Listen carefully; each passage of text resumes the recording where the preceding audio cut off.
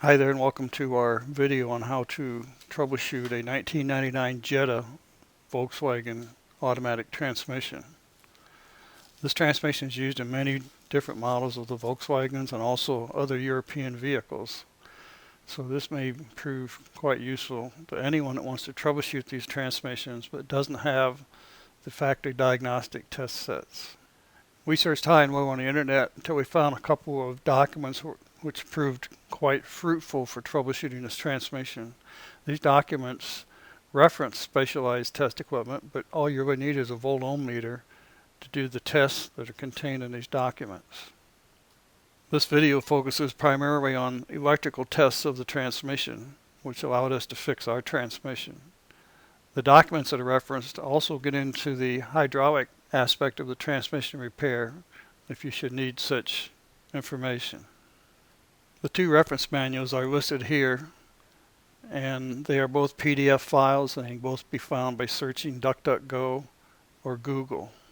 The 096 PDF references both the 38-pin and the 68-pin transmission control modules. So if you have a 38-pin, you have to use this reference. If you have a 68-pin transmission control module, then the 01M PDF provides everything you need. Because our vehicle has a 68-pin connector, and because this reference is much more thorough, including hydraulic circuits, we chose to use the 01M PDF throughout the discussions in this video. In the beginning of this video, we showed you the 68-pin transmission control module wiring diagram. We showed it in 3 sections, that way you could zoom in closer and you could see the details in case you don't have a copy of this available. What we want to point out now is the multifunction transmission range switch, which is simply a gear selector switch. And there's 2 versions of this switch.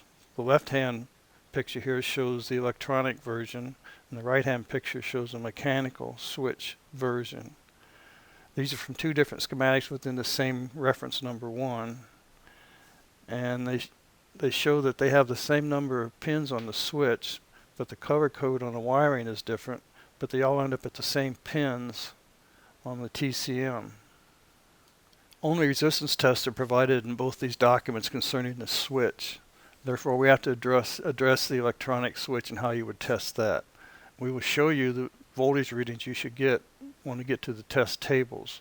But let's, for a moment, explore how this electronic switch works. This gear selector switch shown up close here is item number 5, and it rides on 2 cam lobes inside the transmission. The switch is outside of the transmission, cam lobes are inside the transmission. The cam lobes are controlled by the operator gear selector inside the vehicle. So a cable runs over, the cable turns this cam operates the switch, and the switch tells the computer which gears the operator wants the car to operate in.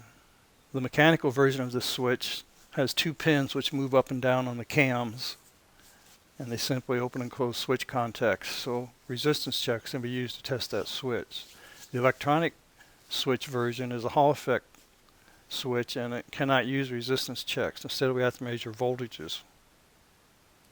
The electronic switch, instead of having 4 wiper switch contacts which have multiple positions, instead of having that, it simply has Hall effect sensors inside, and the pins on the cam, the 2 cam pins, move 2 magnets up and down across these Hall effect transistors, which signals the output voltages. Shown here is one of the many Hall effect circuits inside the electronic switch. It says I in on the left hand side. That's where we put 12 volts on this semiconductor strip. On the right side we have ground. So we pass 12 volts. We apply 12 volts, causes current to flow through the substrate from left to right. This causes no deviation between the top and the bottom of the substrate. So we get voltage 0 as the output voltage of this Hall effect sensor when there's no magnet involved. This is the same substrate with a magnet above it, which causes magnetic lines of flux to pass through the substrate. This distorts and twists the electrons trying to flow across the substrate and forces some of the electrons to the top and fewer of them to the bottom. And this causes a potential difference between the top and the bottom of the substrate. This voltage is what we're going to measure when we test the switch. We found this voltage to be about 9 volts when the magnet is on top of the field effect substrate. As the cam pins push these magnetic sliders, the sliders interact with various Hall effect sensors and generate the voltage output in various combinations as required by the transmission. I know it sounds like gobbledygook, but that's how it works. This information comes directly from reference number 1. Notice that we have to determine is it mechanical, hydraulic, or electrical. If you provide the 3 steps provided here, if you conduct the 3 steps, you will determine whether it's electrical or not. If it's not electrical, then it's either hydraulic or mechanical.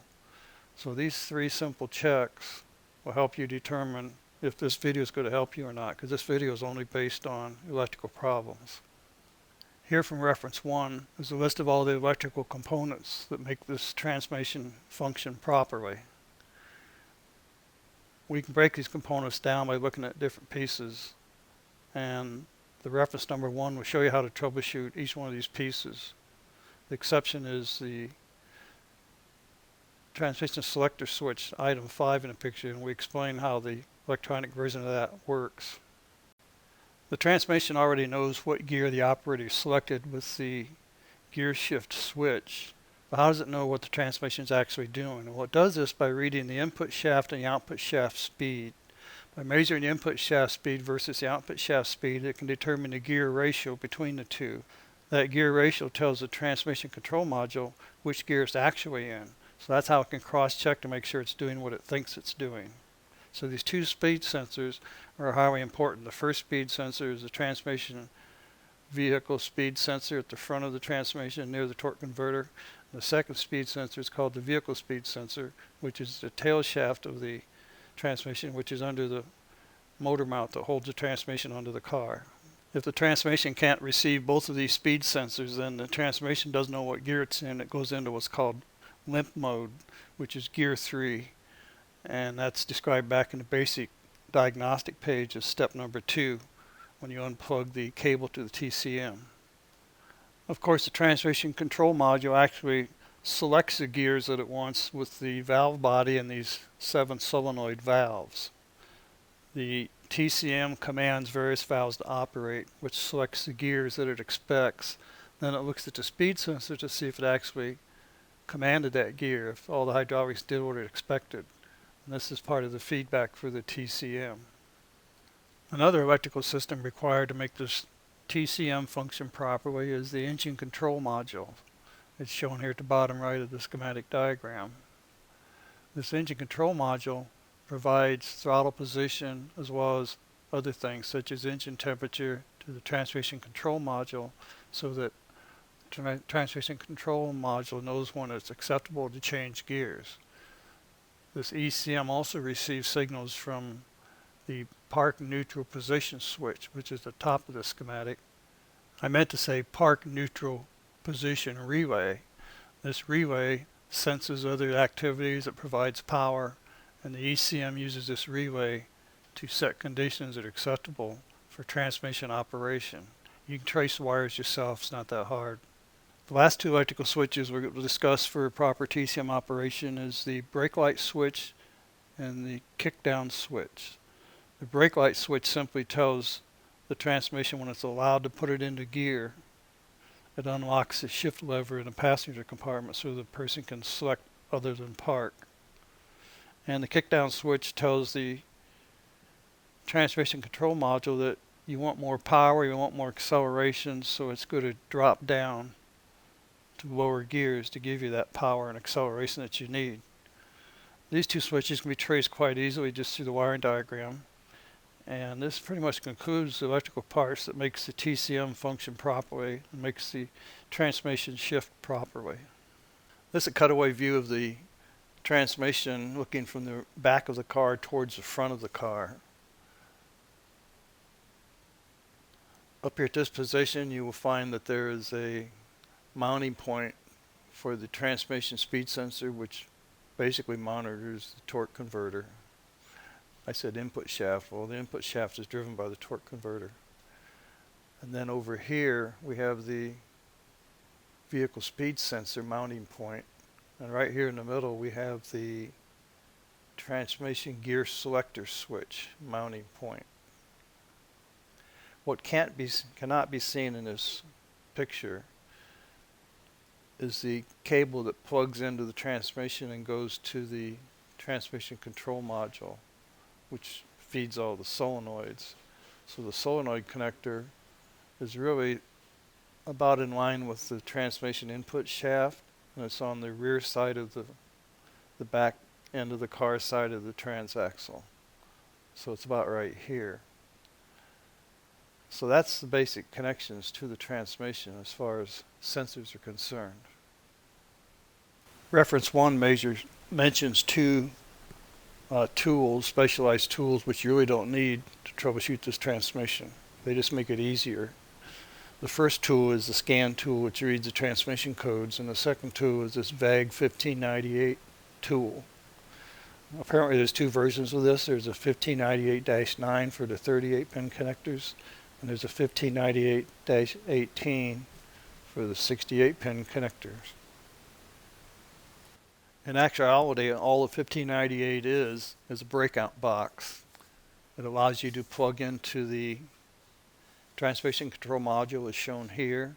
Then the plug comes into this little adapter, and the adapter goes back to the socket which receives the cable from the transmission. And the adapter also has a breakout box so you can measure pins easily without taking it back off the connectors. So this is just simply a breakout box, which really isn't necessary if you don't have it. Fortunately for us, the pins on the breakout box identically match the pins on the transmission control module plug.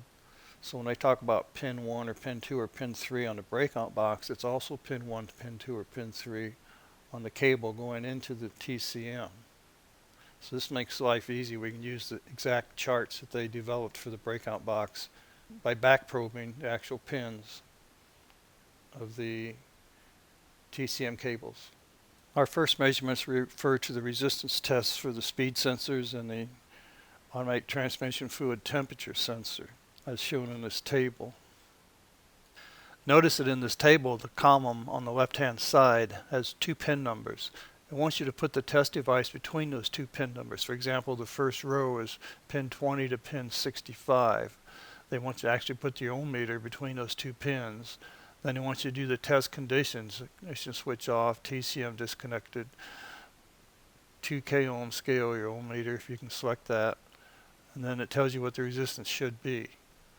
So if you get this resistance, then that speed sensor does have continuity to the transmission control module. Doesn't mean it's working, it just means it has continuity. Same way with the other checks here. So the speed sensors, if they're actually working, they're going to generate a sine wave signal. We've measured the sine wave signal on an oscilloscope, and it's about 3 volts peak to peak.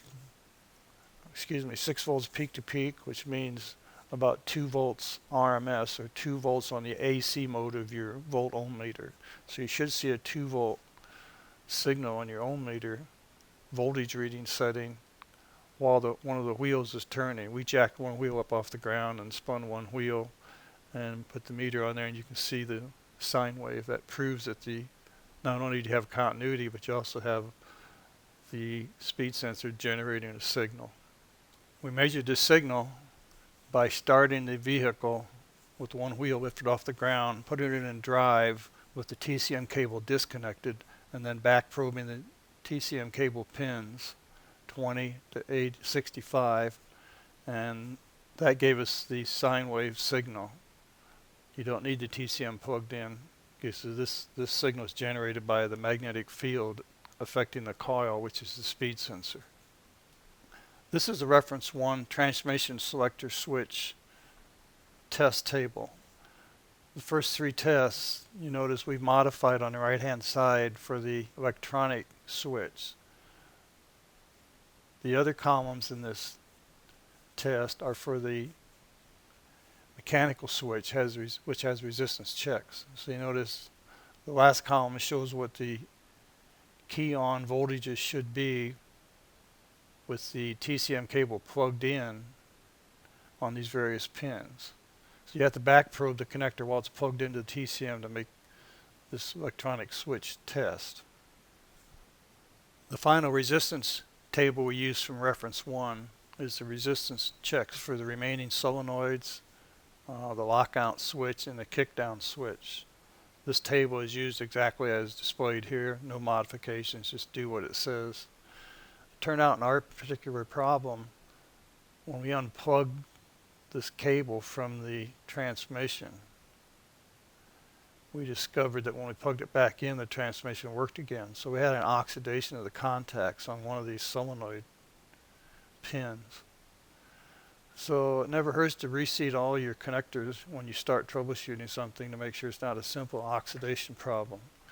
We sprayed contact cleaner on the pins, put it back together, and it worked fine after that.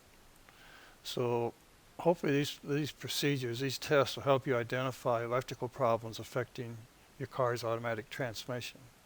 In closing, we are not transmission engineers, but we did find that reference 1 was a very exhaustive reference on the transmission and provides most all the information you need, even to overhaul and replace parts inside the transmission.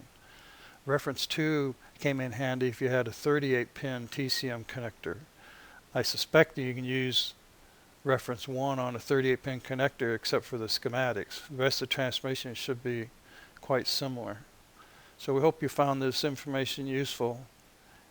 And in closing, we just want to say that these transmissions can be fixed with just a volt-ohm meter if you use common sense. If it's a hydraulic problem, that's another story. It gets into it deeper. If it's a mechanical problem, friction clutches are bad or something, that's a different story. But simple electrical problems can be fault isolated using reference 1, reference 2, and a volt-ohm meter. So good luck with resolving your issue.